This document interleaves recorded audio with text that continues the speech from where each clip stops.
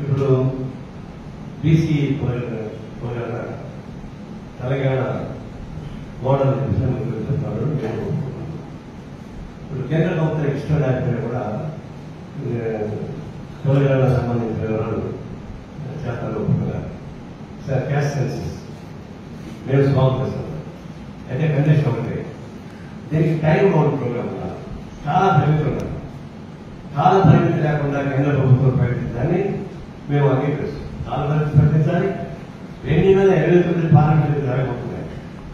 2029 parliament ఎన్నికల లోపు ఈ బీసీలకి చట్టసభల్లో పోటీ చేసేటువంటి హక్కు కల్పించాలి. అవి కల్పించకపోతే ఏముంటుంది? ఇప్పుడేమో బీసీలకి రాష్ట్రాలలో ఇచ్చారు చట్టసభ, అది కూడా ఏంటి లోకల్ బాడీస్. అసెంబ్లీకి పార్లమెంట్కి ఛాన్స్ లేదు. ఇప్పుడు ఈ పునర్గణన జరిగిన తర్వాత కాలాపని చేయకుండా ఈ టైం బౌండ్ పూర్తి చేసి అప్పుడు బీసీలకు కూడా రిజర్వేషన్ కల్పిస్తే ఇప్పుడు చట్టసభలు ఏర్పడడానికి అవకాశం ఉంది. 2029 టార్గెట్ పెట్టుకొని ఆ లోపల చట్టసభలో బీసీలకు కూడా పోటీ చేసేందుకు అవకాశం కల్పిస్తారు.